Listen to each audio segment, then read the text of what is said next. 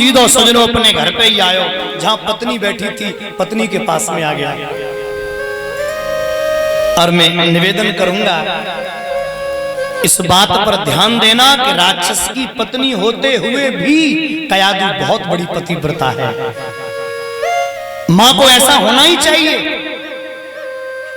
ऐसा नहीं सजनों, पहले की माताएं अपने पतियों को भगवान में लगाती थी, और जादन से गोरे अंग्रेज गए, अंग्रेजी दे गए सजनों, टर टर कर अंग्रेज गए अपने देश, हेरा फेरी कर गए खान पान और भेष। खान पान और भेष ले गए मक्खन घी को, और बुद्धि है गई तृप्त दे गए अपनी टी को चाय। सुनो हिंद के लाल, बुद्धि घी से होती है तर, और पी पी ताती चाय भई बुद्धि में टर टर। जब से ये टर टर बैठी है पति पत्नी, पहले सजनों अपने संस्कार में रहते थे, कहना नहीं, बोले नहीं। तेरी कसम में जब भजन कर रहा था ना, तो एक तोते का बच्चा नारायण नारायण बोल रहा था। पत्नी ने सुना मेरे दुष्ट पति के मुख से नारायण। माता बहन भाइयों, इसी को कहते गर्भाधान संस्कार। प्रदीप, हम लोग सजनो संस्कार नहीं कर पाते।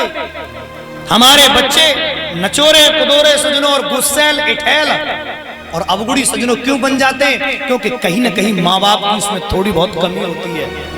और वो कमी क्या होती है, गौर से सुनना। ये कथा सजनों इसीलिए कराई जाती है कि बच्चों में थोड़ा सा सजनों अंतर पड़े। बचपन से ही बालक है, माँ बाप ने रोका नहीं, बचपन में बच्चों को बोतल का दूध पिलाया, बड़े है गए तो ठंडा पीने लगे, और बड़े है गए तो ठर्रा पीने लगे, और बड़े है गए तो ग्लूकोज चढ़ने लगी, सारी जिंदगी बोतल में निकल गई। माँ का संस्कार पहले दिन से ही पड़ता है। आज की रात प्रहलाद के जीवन के संस्कार की रात है। सरकार नारायण नारायण कह रहा था, बोले हाँ, अब लेके बैठ गई पंखा बीजना। और ये जो पंखा है ना, आप जीवन सोचिए, जो गर्मी शांत करता है, जो बहुत बुरी बीमारी है सच। गर्मी शांत नहीं करता। आपने देखी होगी अड़ियां भूजवे वारो, आंच नीचे जराए लेगो, घुटिया धल लेगो, और वह आग पे धल रही है, ऊपर ते पंखा हिला रहा। सही बताइए, आग बढ़ रही है कि कम है रही है? बोलो, बढ़ रही है ना। ऐसे ही अगर पति भारते आयो, बानी सोची द्वेदना की छुट्टी मिली है, चलो घर पे आराम करे हो, और आराम करवे आयो, पत्नी पंखा लेके बैठ गई, और ऊपर ते पंखा चल रहा है गई शुरू। तुम्हारी कसम तुम चले जाते हो कि सासू को चैन ना लेने देते, जा ननद की तो गर्दन उड़ाई दूंगी, या तो मुझे अलग कर जा, या अपना संग ले जा, और नहीं तो फांसी लगा के मर जाऊंगी। ले है वो आ रहा हूं। तो जी पंखा बहुत बुरी बलाई है। अब पंखा लेके जैसी बैठी, ए जी आप जल्दी में आए थे, मैंने न सुन नहीं पाई, वो तोता को बच्चा कहा बोल रहे हो? पति बोला दोबारा मत पूछियो, नारायण नारायण। ठीक है। उसके बाद पति के लिए पकवान बनाए, हलवा पूड़ी रबड़ी खीर कचौड़ी अकौड़ी मकौड़ी पकौड़ी खजला जलेबी कलाकंद बालूशाही मठरी मैसूर पाक केक रसगुल्ला गुलाब जामुन भुजिया पापड़ समोसा दही बड़ा काजू बड़ा केबल बड़ा ताल मखाने की खीर गन्ना के रस की खीर साबूदाने की खीर दही भात कड़ी भात। जब सोचियो कि पहले हम होटल पे ना याद है, इतनी चीजें बनाई सजनों, पति बड़ो खुश भयो। माताओं, ए बच्चों, ए भूरा चल उधर खेल। आप बड़े आनंद से सुने भाई बहन, कितना सुंदर आनंद है। देखो गौर से सुनना, आप पति को जब भोजन कराएं तो व्यक्ति की सज्जनों आदत है, जब भोजन करेगा तो आप उसे पूछेंगे नमक मिर्च कैसा है, तो पति ने अगर कह दी बोले वाह क्या सुंदर है, तो एक चम्मच घी और पड़ेगा सब्जी में। और जी कह दी कि जी क्या मनते बनाई ना जाए नमक ना है, तो सजनो सब अरमान फीके, बड़ी मेहनत करी जाए स्वाद ना आया रो। हेड़ा कश्यप बोला देवी कितना सुंदर भोजन है। सच में? बोले हाँ बहुत सुंदर। अच्छा लगा? अरे देवी कितना अच्छा लगा। अगर अच्छा लगा हो तो बताओ ना, वो तोते का बच्चा क्या बोल रहा था, हेड़ा कश्यप को सब स्वाद फीको। खबरदार दोबारा मत पूछना। वो नारायण नारायण बोल रहा था। बोले ठीक है। अब पति लेट गो, और जब पति लेट गया तो पति के पैर दबा रही है पत्नी। मैया वरो मत मानियो, मैं आप लोगों से ना कह रहा, पर कहूं मैंने देखो जा की मैया तो ठीक है, पर कहूं देखो है, अगर पति से कोई काम नहीं करवानो है, कुंडल वगैरह कोई भी अगर करवानो है ना, तो माताओं की आदत वैसे रामू राम ना कर रही हो, माय के जानो हो तो फिर बाकी पैर दबा में, और पैर दबाए के धीरे सीधी पूछेंगी, हैं तुम्हारी सब तुम कह दो तो हम चली जाए। आज मने करेगो, कल मने करेगो, परसों प्रेम कही देगो, तू जा भैया मैं नवदुर्गा तू लो काट। तो भाई बहन कयादू ने पैर दबाए, पूछा सरकार, भेड़ा कसम खुश हुआ, देवी क्या चाहती हो? बोले यही चाहती हूँ, वो तोते का बच्चा क्या कह रहा था सो आएगा ही गुस्सा, उठ के बैठ गया। बोले अब सुनती रहे, नारायण नारायण नारायण नारायण, पूरे दिन सज्जनों रात भर उसने गाया, और यही संस्कार पड़ा, रात भर गाया, सवेरे फिर भजन करने चला। भगवान ब्रह्मा का ध्यान किया, ब्रह्मा जी प्रकट हुए, क्या चाहता है बोल? तो बोला आनंद से सुनना, 5:30। अरे बह बोला लूंगा तो ऐसा जो कभी किसी ने लिया न हो। कहने लगा 5। अरे बह बोला लूंगा तो ऐसा जो कभी किसी ने लिया न हो। और हे दानी देव वही दे दो जो कभी किसी को दिया न हो, जो कभी मेरे राम। क्या मांगता है? जो कभी किसी को दिया न हो। पहला वरदान, आप सब समझदार हैं, गौर से सुनना। डायरेक्ट उसने ये नहीं मांगा कि ऊपर मरू न नीचे, उसने पहले क्या मांगा? प्रभु मुझे 3 वरदान दे दो, कभी मेरे पे बुढ़ापा ना आए, दूसरा कभी मैं किसी से हारू नहीं, और तीसरा कभी मैं मरू नहीं। ब्रह्मा जी बोले तेरा राम भला करे, जो तू मांग रहे हो जे मैं तो ना है, मेरे पे तो जे लागू ना हो। तो अच्छा सुनो, ब्रह्मा को भी एक दिन जाना पड़ता है। बोले जब मैं मरता हूं तो मैं तुझे कैसे अमर कर दूं? और दूसरा वरदान, मुझे दूसरा वरदान चाहिए। बोले क्या चाहिए? बोले जीवन में कभी बुढ़ापा ना आए। बोले मेरी दाढ़ी सफेद है, तुझे बुढ़ापे का वरदान कैसे दे दूं? आए बहुत सुंदर, बहुत सुंदर। हमारे भक्त, हमारे मित्र और हमारे भाई नगला इमलिया से पधारे हैं। ये ग्रुप न जाने कितनी सालों से इंतजार था इसको, इस क्षेत्र में कथा का। धरमपुर में मेरी कथा हुई थी, तब ये लोग सुन आए थे यहाँ। वो थोड़ी सी कमी रह गई, क्योंकि हमारे जजमान हमारे फूफा जी रहते थे कहाँ? जयपुर।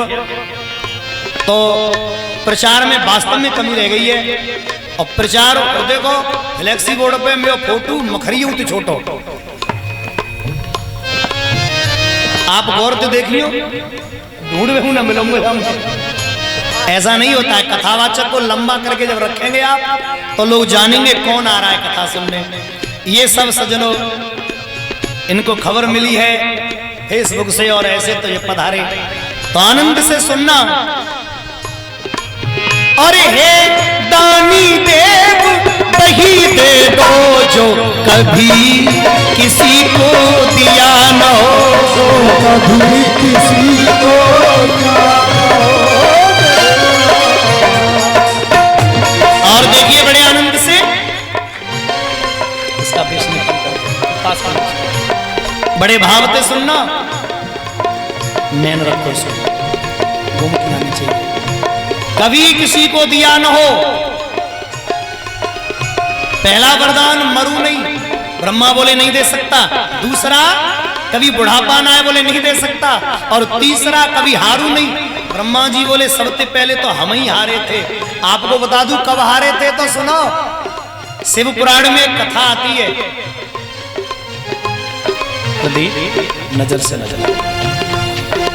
शिव पुराण में एक कथा आती है कि जब शिव पुराण में शिवलिंग प्रकट हुई थी ना, तो ब्रह्मा और विष्णु में झगड़ा हो गया था, मैं बड़ा कि मैं बड़ा। बोले तो जाओ इस शिवलिंग की थाल लेकर आओ। विष्णु जी चले, ब्रह्मा जी चले, विष्णु जी तो बीच में थे लौटाए, और ब्रह्मा जी बीच में थे लौटे जरूर, पर केतकी के फूल ने ब्रह्मा को भरमाए लिया। मैं गवाही दे दूंगा कि तुमने परीक्षा ले ली, तुमने थाल ले ली। ब्रह्मा जी झूठ बोल गए, बोले सुनो मैंने इसकी गहराई को नाप लिया, और जब को शिवलिंग की कोई गहराई नहीं थी। शिवरात्रि उसी दिन से शुरू हुई है, अंधेरी रात में उजाला हुआ था सृष्टि के प्रकाश में। तो केतकी के फूल ने सज्जनों झूठ बोला तो श्राप मिला उसे कि जा रहा केतकी तू पूजा में नहीं चढ़ेगा। और गैया ने सज्जनों झूठ बोला तो गाय से कहा तेरा मुंह अपवित्र रहेगा, बाकी समस्त शरीर तेरा पवित्र रहेगा, तू विष्ठा भी खा सकती है, बाकी 33 कोटि देवता तो में निवास करेंगे, सिर्फ मुंह को छोड़कर तूने झूठ बोला। और बहन भाइयों ब्रह्मा जी को दंड मिला, उस शिवलिंग में से एक विराट पुरुष निकला, और ब्रह्मा के 5 मुख थे, एक मुख काट दिया, 4 मुख रह गए। ब्रह्मा जी बोले हम तक हार गए, तो तुम्हें न हारने का वरदान कैसे दे सकते? हमारी सफेद दाढ़ी है, तुम्हें बूढ़ो न हेवे को वरदान कैसे दे सकते हैं? हमें मरना पड़ता है, तुम्हें अमर कैसे कर सकते हैं? तब हिरण्यकश्यप बोला तो अब सुनो मेरे वरदान, और मांगता है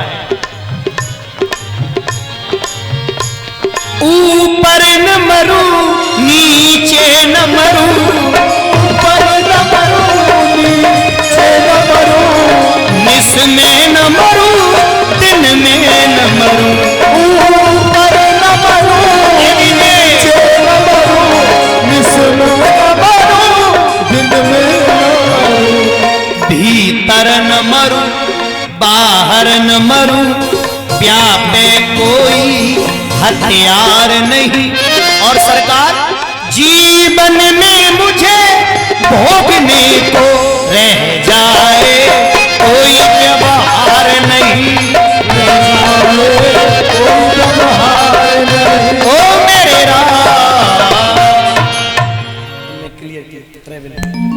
जीवन में मुझे भोगने को रह जाए कोई व्यवहार नहीं।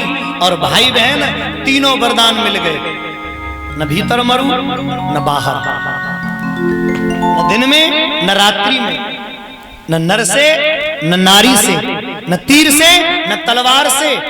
और सुनो तुम्हारी सृष्टि विविध तनुधारी, बासे मृत्यु न हो हमारी।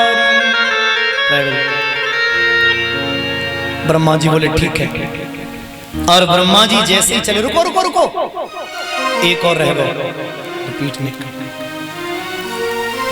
ब्रह्मा जी बोले कौन सा रह गया? बोले सुनो 12 महीनों में एक भी महीने में मरूं ही नहीं। अब सच बताना, अब मरेगा कैसे? और मैं एक निवेदन कर दूं, आदमी कितना भी प्रयास कर ले जिस चीज के लिए, आदमी सजनों जो चीज निश्चित है उसी को रोकने का प्रयास करता है, मरूं नहीं।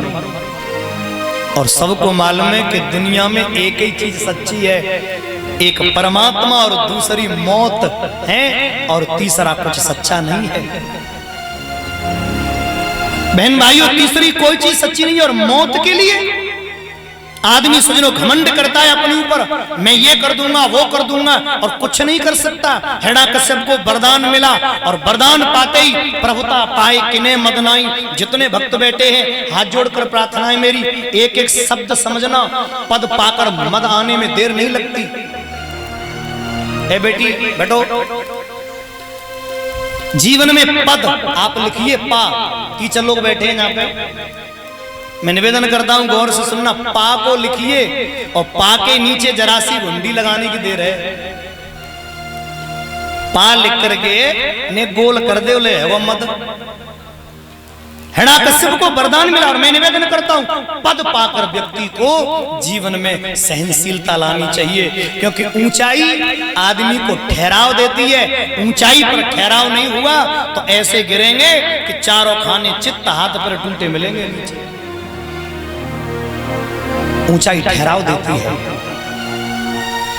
हिरण्यकश्यप ने घोष कर दिया, अरे ओ मेरी जनता, कोई विष्णु छलिया का नाम नहीं लेगा।